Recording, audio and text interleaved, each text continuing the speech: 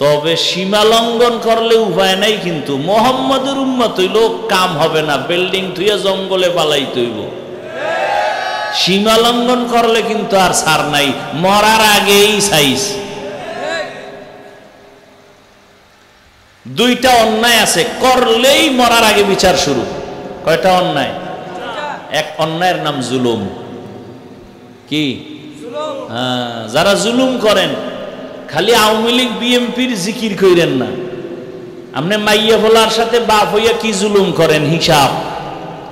স্বামী হইয়া বউয়ের সাথে জুলুম, বাড়ির মালিক হইয়া ভাড়াটিয়াদের সাথে জুলুম, দোকানের মালিক হইয়া কর্মচারীর সাথে জুলুম। জুলুমের সব বিচার হবে মরার আগে। রাসূলের হাদিস শুনে নাও, হাদিস ক্বালা রাসূলুল্লাহ সাল্লাল্লাহু আলাইহি ওয়া আলিহি ওয়া সাল্লাম ইসনানি ওয়াজিলুহুমাল্লাহু ফিদ দুনিয়া আল বাগয়ু ওয়া উকুকুল ওয়ালিদাইন। জুলুম করবে যারা, মা বাবার সাথে বেয়াদবি যারা করবে, তাদের শাস্তি হবে মরার আগে। ও আমার কলিজার যুবক, এতক্ষণ মা বোন দিয়া বয়ান করলাম, এখন যুবকদের 2-4 মিনিট কিছু না বললেই না। ও আমার যুবক বাবারা, রহমতের নবী বলেছেন, বিপদকালে যুবকেরা আমার উপকার করেছে, বুড়ারা বিরোধিতা করেছে। তুমি যুবক নবীর কি উপকার করছো কও তো? কয় মোটামুটি কম না, সারা রাত মোবাইল দিয়ে তো কম উপকার করি না। এরে আল্লাহর বান্দারা, রহমতের নবী বলেছেন, যুবক প্রসব বেদনায় যদি মায়ের ইন্তেকাল হয়ে যায়, আল্লাহ তাকে শাহাদাতের মর্যাদা দান করবেন। আমরা পুরুষেরা রৌদ্র নাই, বৃষ্টি নাই, আজান হয়ে গেছে, মসজিদে যাও, জুমার নামাজ মসজিদে গিয়া পড়ো, ঈদের নামাজ ঈদগাহে গিয়া করো। আম্মা জানের কত সম্মান, মসজিদে গিয়া পুরুষেরা কষ্ট করিয়া যত সওয়াব পাবে, আম্মা জানেরা, নবীজি বলেন, ঘরের মধ্যে থাইকা নির্জন জায়গায় নামাজ পড়লে পুরুষের সমান সওয়াব আল্লাহ আম্মা জানদেরকে দান করবে। এগুলো বুঝবে কি আর বলবে কি? ইসলামের উপরে এত অপবাদ মূলত বেঈমান আর নাস্তিকেরা চায় ইসলাম যেন জমিনে কায়েম না হয়। কারণ আল্লাহর দ্বীন আর ইসলাম যদি কায়েম হয়ে যায়, দুনিয়াটা জান্নাতের বাগান হয়ে যাবে। চোর আর ধোঁকাবাজেরা চুরি করার রাস্তা পাবে না। এই জন্য সব চোর, দুর্নীতিবাজ, চান্দাবাজ আর ধান্দাবাজেরা কুত্তার মতো পাগল হয়ে গেছে। ওরা ইসলাম চায় না।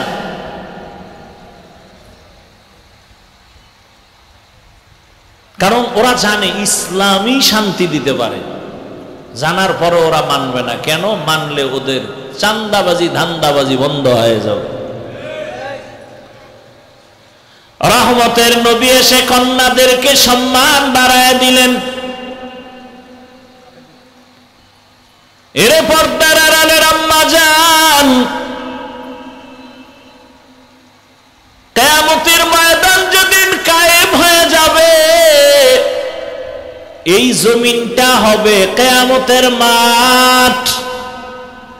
মক্কার পার্শ্বে আরাফার ময়দান হবে আল্লাহর বিচারালয়, আদালত।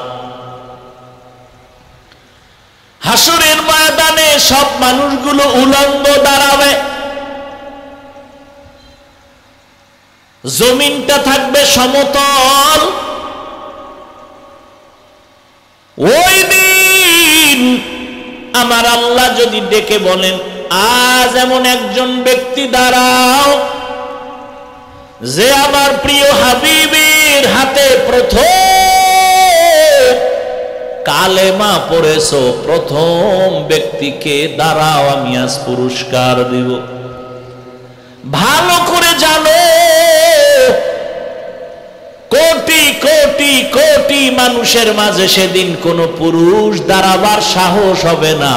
একজন নারী দাঁড়ায় বলবে, হে আল্লাহ, তোমার হাবিবের হাতের প্রথম কালেমাওয়ালা আমি একজন ব্যক্তি, প্রথম আমি একজন নারী, রহমতের নবীর স্ত্রী খাদিজা রাদিয়াল্লাহু আনহা। হাসরের ময়দানে যদি আমার আল্লাহ বলেন আমার রাসূলের দ্বীনকে জীবিত রাখার জন্য প্রথম বেঈমানের মোকাবেলায় কে জীবন দিয়ে শহীদ হয়েছে, একজন পুরুষও দাঁড়াতে সাহস পাবে না, এক নারী দাঁড়ায় যাবে, দাঁড়াইয়া বলবেন, হে মালিক, ইসলামের পতাকা উড্ডীন করার জন্য প্রথম রক্ত ঝরাইছি আমি একজন নারী, সুমাইয়া রাদিয়াল্লাহু আনহা। আল্লাহ যদি বলেন আমার দ্বীন হেফাজতের জন্য কে জন্মভূমি ত্যাগ করে প্রথম হিজরত করেছো, প্রথম যে হিজরত করেছো দাঁড়াও, একজন পুরুষও দাঁড়াতে পারবে না, এক নারী দাঁড়ায় বলবেন, হে মালিক, দ্বীন হেফাজতের জন্য প্রথম হিজরত করনেওয়ালা আমি এক নারী, রুকাইয়া রাদিয়াল্লাহু আনহা, রাসূলের মেয়ে, ওসমান রাদিয়াল্লাহু আনহুর বিবি। ওরে জুতা দিয়া বাইরান দরকার এই বেঈমান গুলোকে, নাস্তিক গুলোকে, লম্পট গুলোকে, যারা বলে ইসলাম নারীর অধিকার দেয়নি, ওদেরকে মৃত্যু পর্যন্ত জেলখানায় বেঁধে রাখা উচিত। বলবে কে? নিজের ঘরে আগুন যদি নিজের লোকে লাগায় নিবেইবে কে? কোন হিন্দু, কোন খ্রিস্টান, কোন ইহুদি আমার সোনার বাংলায় দাঁড়িয়ে আল্লাহর বিরুদ্ধে, কোরআনের বিরুদ্ধে কথা বলার সাহস পায়নি। ইসলামের ক্ষতি করেছে নামদারি মুসলমান মুনাফিকের গোষ্ঠীরা। মসজিদের ইমামতি যায় কেন? হিন্দু আইয়া বাধা দিছে, ওই যে শিয়ালের হাতে মুরগি। কথা বলেন না কেন? আমি যে আজকে যে বয়ানগুলো করলাম, আপনাদের কোন জুমার মসজিদে এই বয়ান কোন খতিব সাহেব করুক না, কমিটি বলবে 1 মাসের ছুটি, বাড়ি যান। শিয়ালের হাতে মুরগি।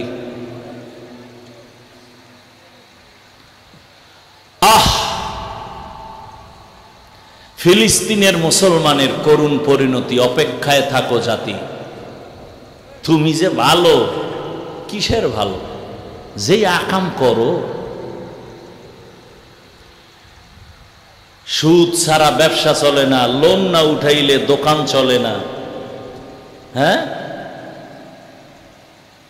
24 ঘন্টার সেকেন্ডে সেকেন্ডে সেকেন্ডে অল টাইম গর্ভধারিণী মায়ের সাথে জেনা জেনা জেনা জেনা। কত বড় কুলাঙ্গা! আল্লাহ কয়, রেডি অরে বেঈমান, আমি আল্লাহ নিজে তোর সাথে যুদ্ধ করব। এবার বুঝেন আল্লাহ কতটা রাগ। কোরআন শরীফের আয়াত।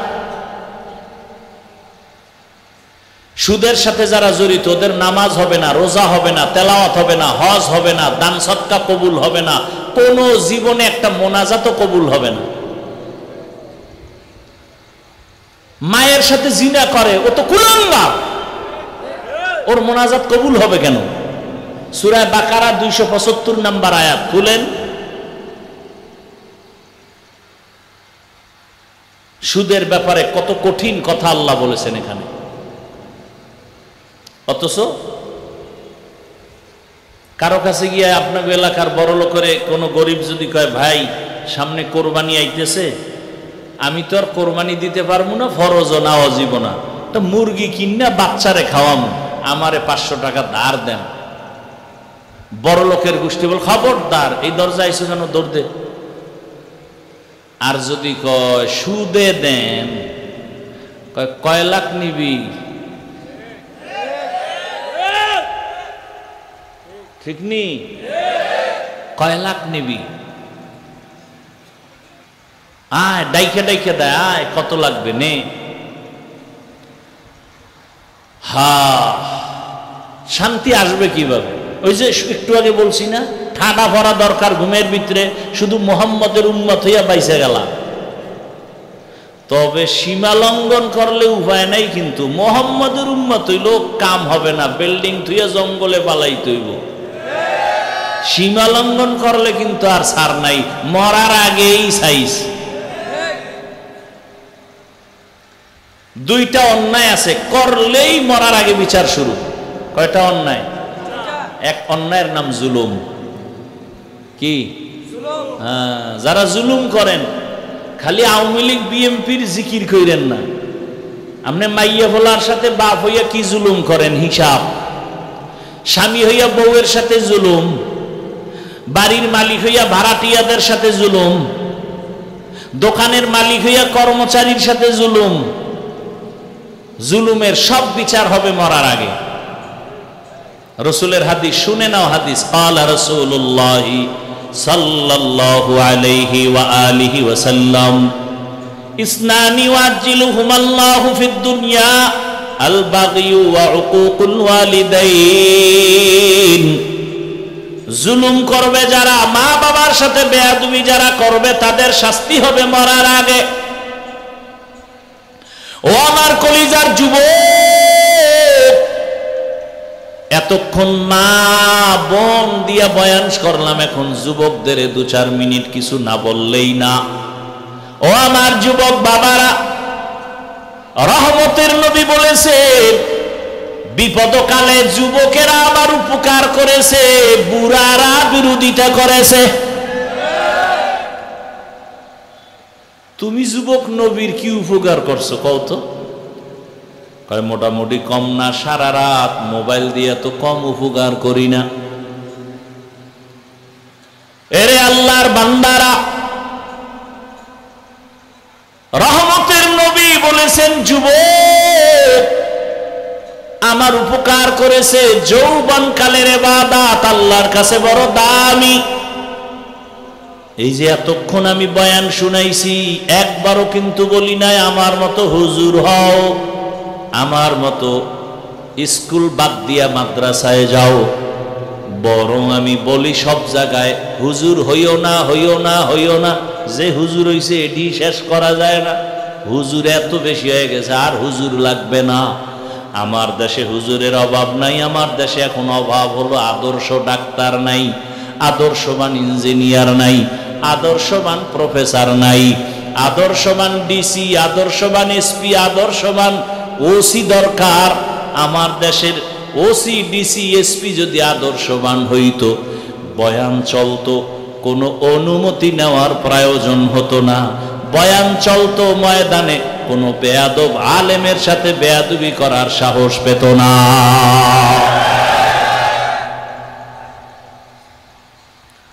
আদর্শবান ডাক্তার হও, আদর্শবান ইঞ্জিনিয়ার হও, আদর্শবান প্রফেসর হও। এ কারণে স্কুলে পড়ো, কলেজে পড়ো, পড়ো চাইলো না। দোয়া করে গেলাম, ডাক্তার হও, ইঞ্জিনিয়ার হও, প্রফেসর হও, ডিসি হও, এসপি হও, তবে ছোট্ট একটা দাবি, বেয়াদব হইও না। খবরদার, বেয়াদব হইও না। কথার 3 কথা। মা বাবার সাথে বেয়াদবি করবা না, শিক্ষকের সাথে বেয়াদবি করবা না, আলেমদের সাথে করবা না। যদি করো, মরার আগেই জীবন শেষ। মরবি না, বিছানায় শুইয়া শুইয়া কিডনি যাবে, লিভার যাবে, পাও ভাঙবে। কানতে কানতে কানতে কানতে মরার সময় মুখে পানিও জুটবে না। মা বাবার যদি অভিশাপ কপালে লাগে, শিক্ষকের অভিশাপ যদি লাগে, আলেমের বদদোয়া যদি লাগে, খোদার কসম মরার আগেই বিছানায় পইরা যাবি, পঙ্গু হয়ে যাবি। অনুরোধ করে বলছি, ডাক্তার হও, বেয়াদব হইও না। ইঞ্জিনিয়ার হও, বেয়াদব হইও না। যদি ডাক্তার বেয়াদব মার্কা হও, লেখা রাখবি তাসলিমার মতো জুতা খাইয়া পালাতে হবে। আর যদি আদবালা ডাক্তার হও, তাহলে শুধু রংপুর না, পুরা বাংলাদেশের মানুষ তোমাকে মাথার উপরে রাখবে। সম্মান দিবেন কে? আল্লাহ সম্মান দিবেন। লাগবে তোমার সুন্দর চরিত্র, আর মা বাবার দোয়া, শিক্ষকের দোয়া, আলেমের দোয়া। কোনো মাস্তানি চলবে না।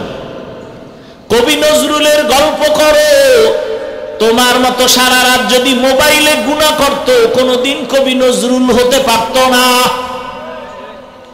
চরিত্র এক অমূল্য সম্পদ, এখনো সময় আছে, তওবা করো। ডাক্তারি পড়ো, ইঞ্জিনিয়ারিং পড়ো, মা বাবার দোয়া নিতে ভুল করবা না। তবে এই কথাটাও লিখে রাখো পারলে, কোন মা বাবা সন্তানের জন্য কখনো বরদোয়া করে না, শিক্ষক ছাত্রকে বরদোয়া দেয় না, আলেম উম্মতের বরদোয়া দেয় না। কিন্তু অটোমেটিক যখন কষ্ট দিলে লাইগা যায়, তখন একটা নিঃশ্বাস বের হয়ে যায় অটোমেটিক। ওটাই তোমার জীবনের কাল। মা বাপ যদি কষ্ট পায়, বলে আহ, তোর জীবন শেষ। শিক্ষক যদি কষ্ট পায়, নিঃশ্বাস ফেলে, ছাত্রের জিন্দেগি বরবাদ। বহু পাগল দেখছি ল্যাংটা রাস্তায় ঘুরে ইংলিশে কথা কয়। তো পাগল আবার ইংরেজি শিখছে? খুঁজা টুইজা দেখলাম না না, ভালো ছাত্র ছিল, বেয়াদবি কইরা পাগল হয়ে গেছে। বহু পাগল দেখছি আরবিতে কথা কয় রাস্তায়, ল্যাংটা পাগল। মাদ্রাসার ভালো ছাত্র ছিল, বেয়াদবি করে পাগল হয়ে গেছে। এ পাগল হইতে কি লাগে? একটা তার ছিঁড়লেই তৈল, তার ছেড়ে না, এর মধ্যে কত পাগল হয়ে যায়। খালি একটু পানি খায়, পানি, একটা বোতল লইয়া একটু ফ্রি পানি পান করছে, নাম হইল মদ। পান কইরেই লঙ্গি ঠিক নাই, বউরে মা কয়। নাকি আপনাদের দেশে কেউ মদ পান কইরা জিকির টিকির করছে? হ্যাঁ, তাহলে শুধু একটু পানি পান করলেই যদি পাগল হয়ে যায়, আর মাওলায় যদি খালি একটা তার আউলায় দেয়, ওর জীবন শেষ।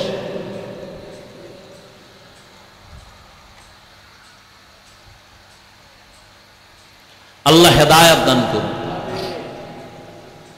এরপরও মানুষের একটা শখ থাকে, শখ। পার্কে গেলে এই যে ভিন্ন কি জানি ভিন্ন জগৎ, অনেক ঢুকলে মনে হয় আর এক জগৎ। তখন মানুষ চিন্তা করে একটু শখ দেখি। যারা দেখি কইয়া গেছো, তোদের শখ তো কিছু হইলেও মিটছে, এখনো কি ফিরবি না? না ওখানে বইয়া ঠাস কইরা ঠাডা বইরা মরবো এটা চাও? না চাক্কার তলে মাথা ঢুকবে এটা চাও? না ঘুমের ভিতরে চিৎ পটাং হয়ে থাকবে এটা চাও? কত আর শখ মানুষের। শখ লাগছে দাড়ি কাটবি, কাটছো, এখনো কি ফিরবি না? আর কত বছর কাটলে শখ মিটবে? মনের শখ হইছে মাইয়া লইয়া আড্ডা দিবি, দিছো, এখনো কি শখ মিটে নাই? আরো কত বছর মাইয়াদের চরিত্র নষ্ট করলে শখ মিটবে বলো? এবং হায়াতের বাকি আছে কয় মিনিট বলো?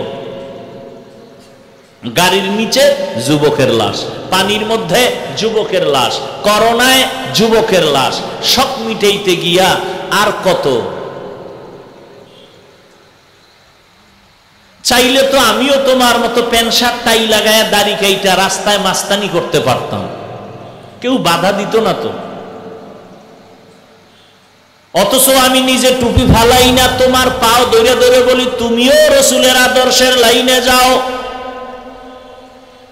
পায়ে ধরে ধরে কতটা নরম হইয়া বয়ান করি, কেউ যেন মনে কষ্ট না পায়। মাঝে মাঝে আবার মাপ চাই, কষ্ট পাইলে মাফ করবেন।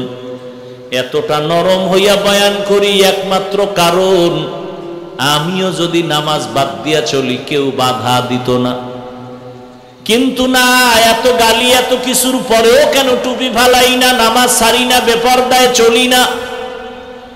এর একমাত্র কারণ আমার আল্লাহর কোরআন সত্য। গুনাহ নিয়ে যারা কবরে যাবে, গুনার জন্য শাস্তি হবে, তাও সত্য। নেক আমলওয়ালারা শান্তিতে জান্নাতে থাকবে, তাও সত্য। কোরআনে এই বয়ান নাই। এরপরে তাকায় তো দেখি আমি হুজুর বাপ, হুজুর সারা জেনারেল লাইনের কত যুবক স্কুলে পড়ে, কলেজে পড়ে, 5 ওয়াক্ত নামাজও পড়ে, দাড়িওয়ালা আছে না নাই? হুজুর বাদ দাও, সব হুজুর বাদ। এইবার তোমাকে আল্লাহ বিবেক দিছে, আমাকে একটু জবাব দাও, তুমি পারো না কেন? আর ওয়াজের দরকার নাই, তোমার জীবনের এটাই ফাইনাল ওয়াজ। তোমার মতো যুবক যদি র্যাব, আর্মি, পুলিশ, বিডিআরের চাকরি করে, নামাজ পড়ে, বলো তুমি পারো না কেন? তোমার মতো যুবক ডাক্তার, প্রফেসর, ইঞ্জিনিয়ার, 5 ওয়াক্ত নামাজি, দাড়িওয়ালা, তুমি পারো না কেন? তোমার মতো যুবক রাস্তায় গাড়ি চালায়, নামাজ পড়ে, তুমি পারো না কেন?